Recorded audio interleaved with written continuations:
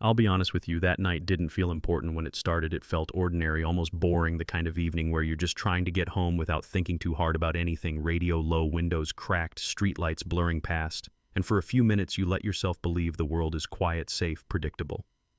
Then the lights hit my rearview mirror, red and blue, filling the car, sharp and sudden, and something in my chest tightened before my brain could even catch up. I hadn't done anything wrong, speed steady lane, clean, no phone, no distractions.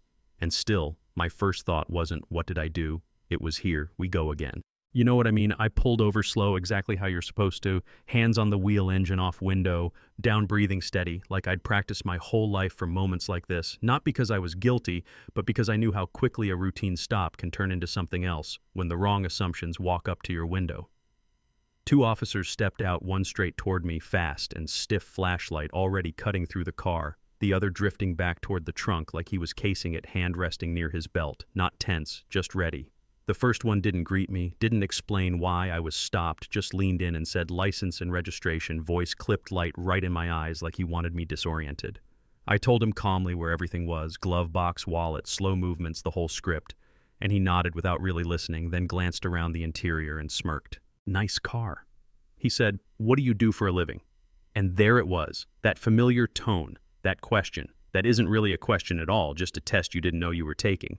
I told him it was my car registered in my name, and he raised an eyebrow like I'd just told a joke. Step out of the vehicle. I asked why politely, because that's what keeps you alive sometimes. And he answered too fast. Like the words were already waiting, said I'd been swerving, almost crossed the line, maybe I'd been drinking.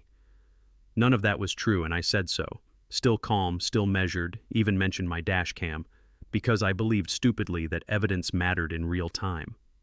The second that word left my mouth, I saw his face change, jaw tightening, eyes hardening like I'd challenged him instead of helped him, and he said, we'll take a look at that step out now. They never ran my plates, never checked my ID, never asked another question. The second officer closed in as I opened the door, hands already reaching, and before I could even finish asking if I was being detained. Cold metal snapped around my wrists. That sound sticks with you. The click of cuffs final and casual at the same time, and as they guided me toward the cruiser, I wasn't angry, not yet, and I wasn't scared either, which surprised me.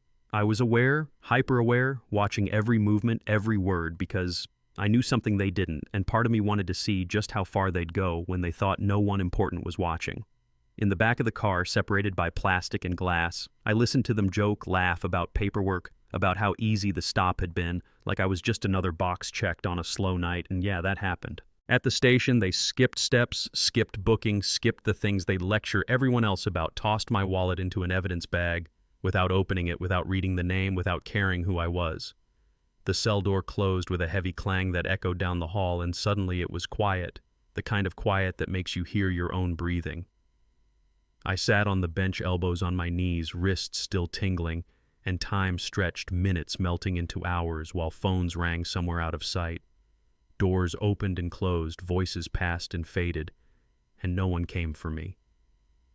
And sitting there, I thought about all the meetings I'd been in, all the speeches about reform, about culture, about trust, all the nodding heads and polished words, and how none of that meant anything in this room. This was the part people don't see, the waiting, the not knowing, the feeling that your story can be written by someone else, and you might not get a say. Sometime near dawn, the energy shifted, different footsteps, different voices, and a woman stopped outside my cell, longer than the others had, staring like she was trying to solve a puzzle.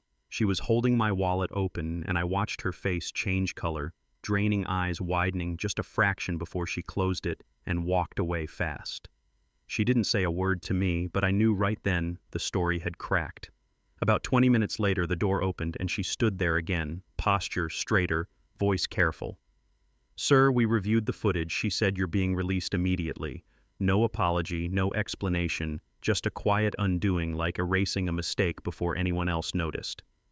I nodded, took my things, stepped out into the morning air, and instead of going home, instead of sleeping, I went to my office. I changed clothes slowly, deliberately, put on the uniform I hadn't worn publicly yet, pressed, and heavy, the weight of it settling on my shoulders in a way a hoodie never could, 4 stars catching the light.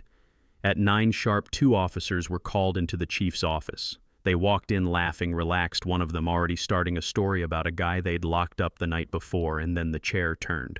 Silence dropped like a curtain, thick and sudden, their smiles freezing, draining away as they realized who was sitting there.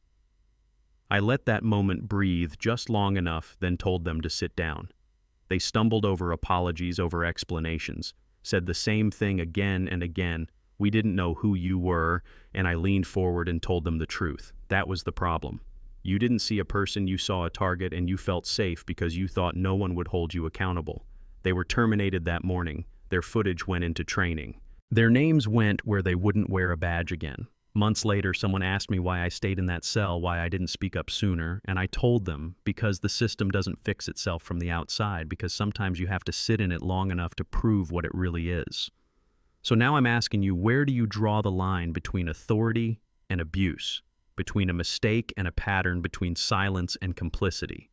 Drop your thoughts in the comments. Challenge me if you want.